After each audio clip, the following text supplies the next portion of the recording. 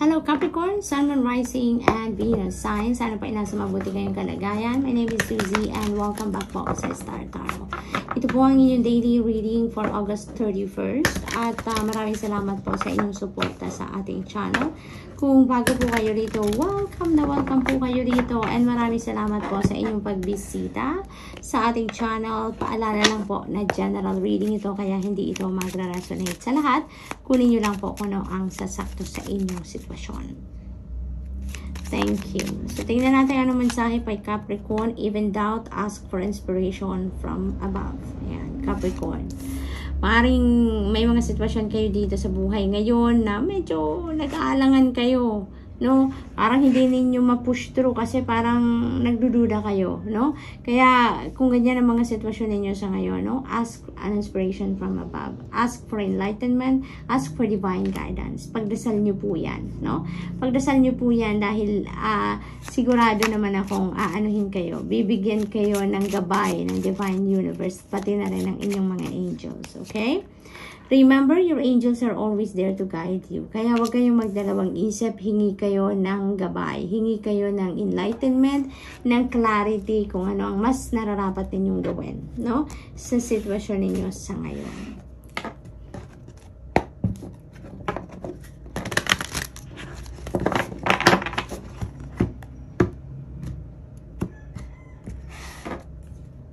So, we have divine guidance. Ayan, speaking of divine guidance, of gabay, ito na nga. So, talaga naman Capricorn, maaari nga ang iba sa inyo, nagdadasal talaga, no? At humihingi kayo ng divine guidance sa Panginoon at sa angels ninyo. And maybe, you are being led to those people like counselors, mentors, mga teachers, no, na maaring sila yung makakatulong sa iyo na alam mo yun, masabi sa inyo verbally talaga, no, face to face kung ano ang mas nararapat ninyong gagawin sa mga pinag-iisipan ninyong desisyon, no? So talagang it feels like parang yung path ninyo towards those people are being illuminated for you, no? Maaring meron kayong mga intuitive messages or nudges na natatanggap dito and you are being led to talk to people, no? Talk to people na makakapag-advise sa inyo na kung anong nararapat ninyong gawin. Parang ang napipick up ko dito, God and your angels are sending you people, no? Yung parang through channel ang pagtulong sa inyo dito ng divine universe, no? Through channel, through those people, no? Na kung anong gustong sabihin sa iyo ng divine universe, no? Doon niya sasabihin sa mga taong yun na makakausap ninyo para sila yung magsabi sa inyo. Yung parang ganun. So, what else for Capricorn? We have Epiphany. Ayan, so may gabay kayo, may epiphanies, pinapadala sa inyo dito. So talaga naman, no? It feels like to me, Capricorn, na you are on the road to your spiritual awakening, no? Maaaring may mga bagay dito na naisip kayo na gusto ninyong, yung kino-consider ninyong gawin, pero nagdadalawang isip kayo because you are not sure of what you are doing.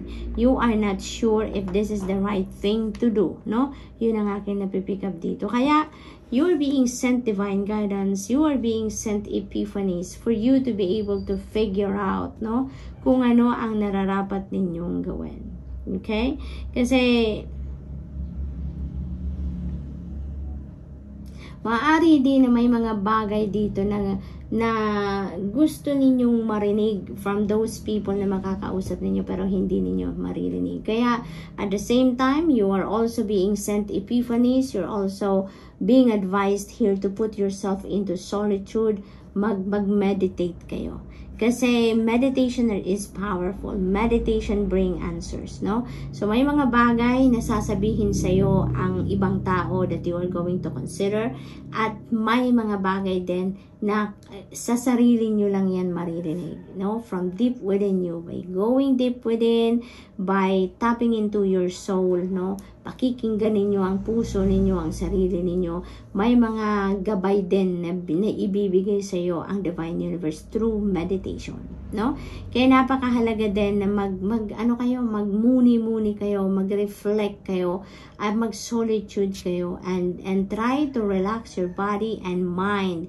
Because with that, you know, pag tahimik ang inyong sarili, ang inyong katawan at isipan, diyan lumalabas, no? Yung divine guidance, yung mga intuitive messages, diyan ninyo maririnig yan, no?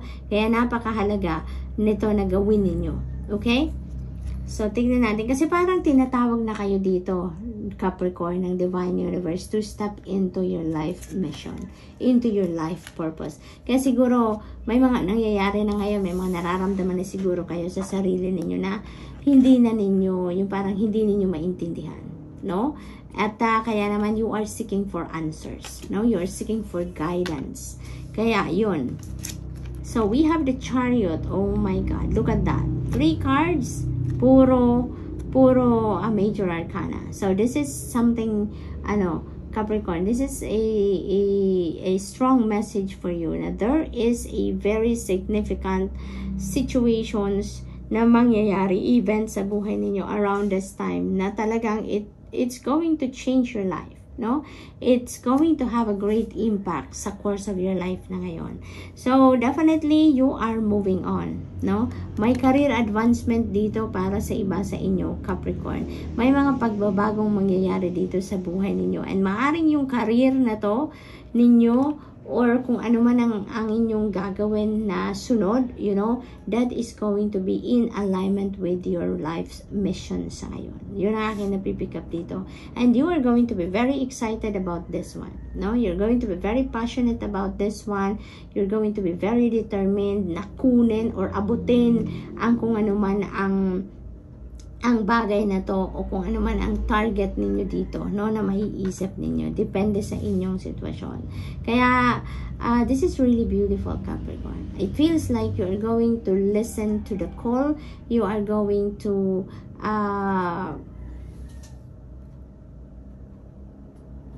follow kung ano man ang gusto ng mangyari ng Divine Universe sa ngayon sa buhay ninyo.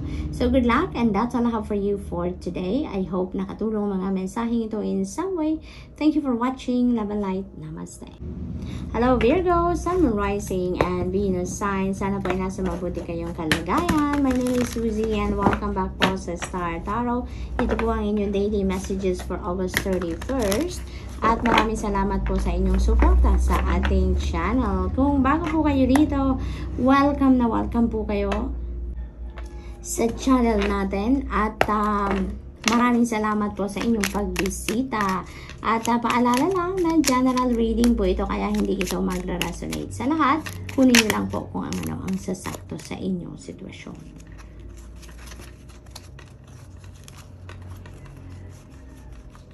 Ano na, wala. May bumaliktad eh. Kaloka, it's gone. Namamalik mata yata ako. Ayan. Ask your inner self the answer to your question. Ayan. So, maaaring may mga gusto kayong mak-clarify na impormasyon dito, na sitwasyon, ano, na maaaring nagtatanong-tanong na din kayo sa ibang tao, pero hindi ninyo naririnig kung ano ang gusto ninyong marinig, no? Kaya naman, this is a message for you. Pakinggan ninyo ang inyong sarili, no? To find the answer that you are seeking, okay? Kasi hindi ninyo mahahanap ang kasagutan, no, from your outside world, no, about that certain thing na hinahanapan ninyo ng sagot, but only from deep within you, no?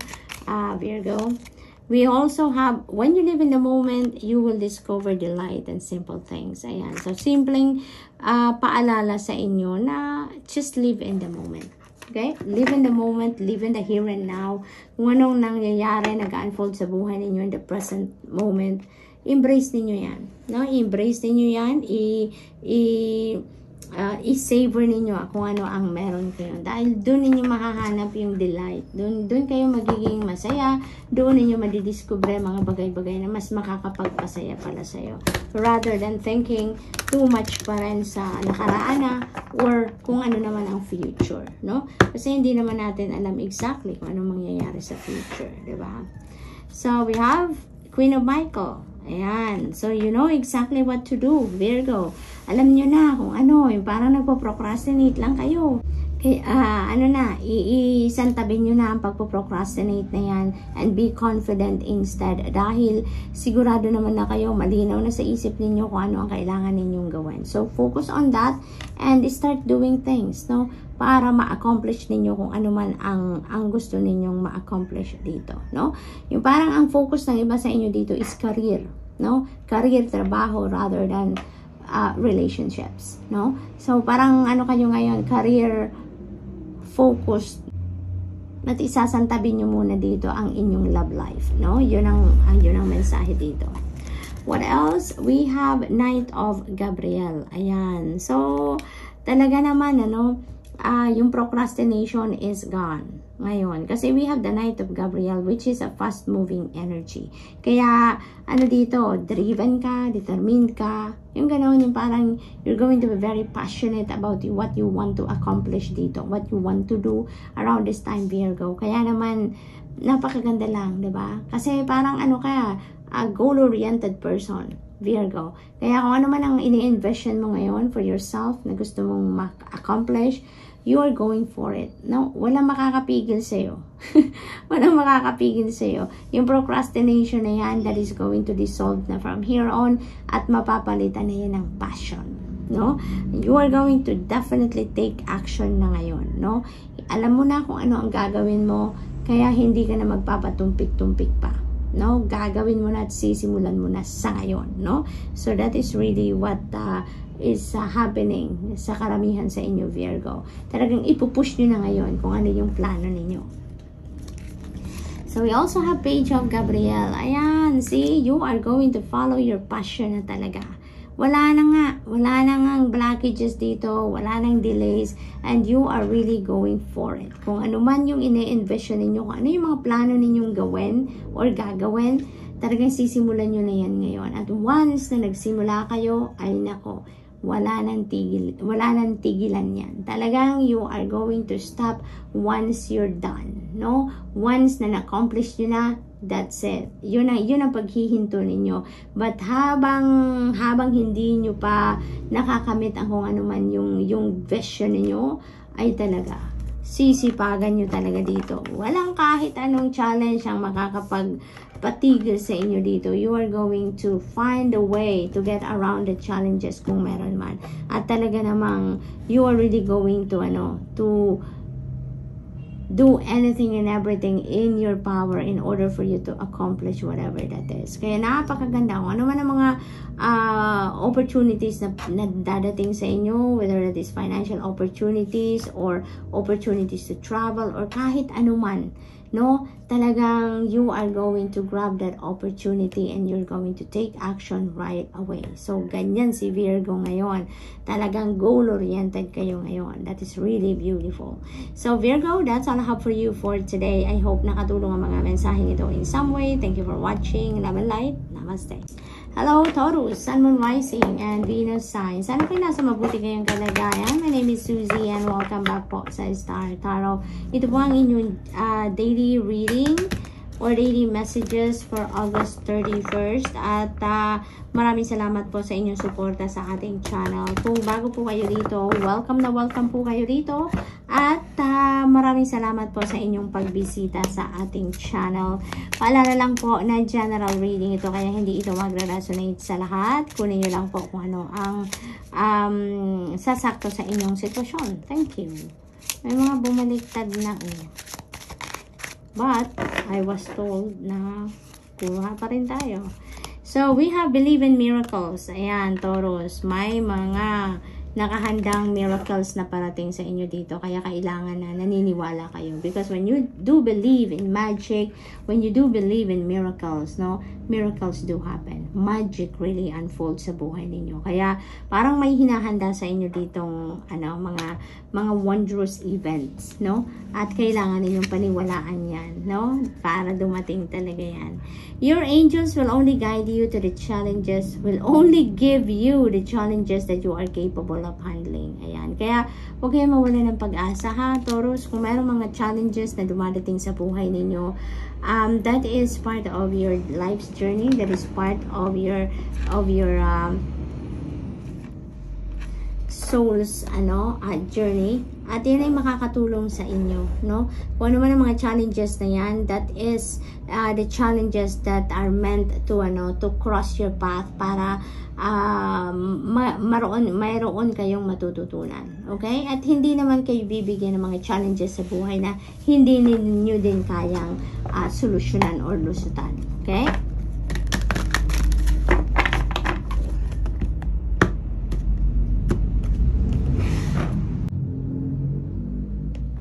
So, pauna mensahe ninyo dito, Two of Michael. Ayan, nasa kayo fork in the road, Taurus. May mga decision making kayo na kinakaharap. Pero parang hindi pa kayo nagdedesisyon. Parang hindi pa kayo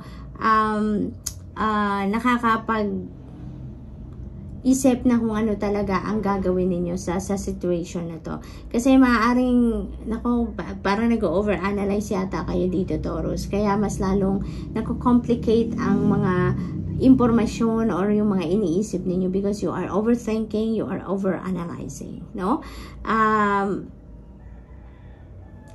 Parang sinasabi ng card nito sa inyo na mas mabuti kung just make the decision. Just make the decision.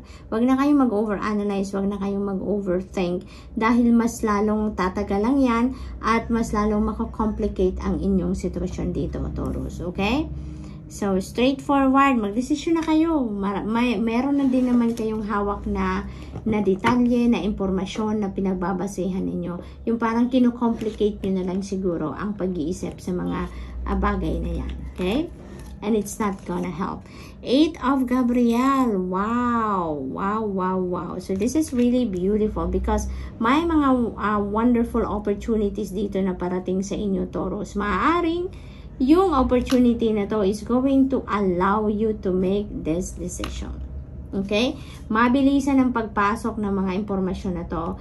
Maaaring may dumating sa inyo na impormasyon na talagang right there and then, pag narinig ninyo ang sitwasyon na yan, or pag narinig ninyo ang balitang yan, or communication na yan, talagang right there and then, magdedesisyon din kayo.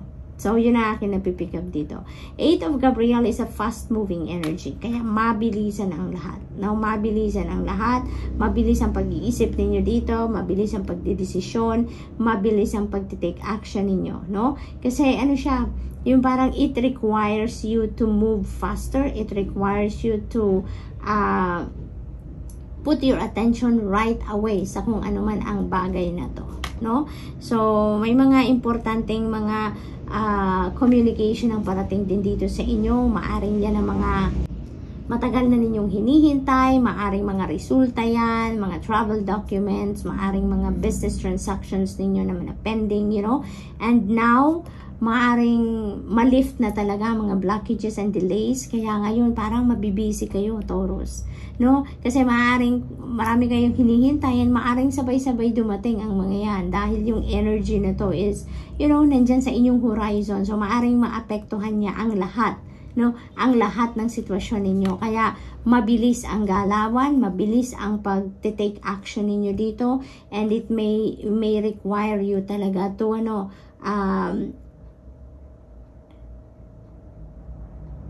take immediate action sa lahat ng kung ano man ang mangyayari dito sa buhay ninyo, Taurus, no?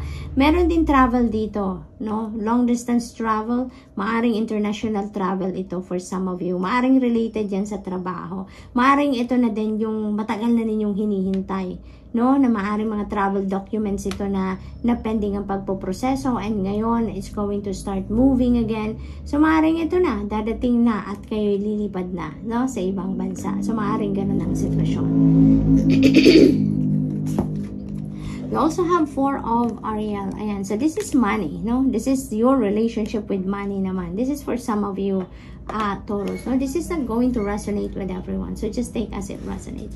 Maaring ang iba naman sa inyo dito, hindi naman, no, this is calling you for balance, no? Yung 4 of Ariel energy. This is calling for you to bring the balance in how you manage your money or your relationship with money, no? Kung paano ninyo sinisave ang pera ninyo, papaano ninyo ginagastos. Kasi maaring may imbalance dito para sa iba sa inyo, Taurus, no? Na maaring extremes ang nangyayari. Maaring gastos naman kayo ng gastos, hindi kayo nagsisave, or save lang din kayo ng save at hindi, ayaw din ninyong, alam mo yun, ayaw ninyong mahanginan yung pera ninyo. Maaring ganun din ang ganap, diba? Kaya depende sa inyong sitwasyon, this is calling you for balance, no? Yung parang balance lang, yung tama lang, yung sakto lang, yung may na-save kayo, and at the same time, may portion pa rin ng pera ninyong kinikita ninyo na i-enjoy nyo din naman, no? Yung parang ganon. Or mailagay ninyo sa tama. Manage your money wisely, no? Yun ang mensahe.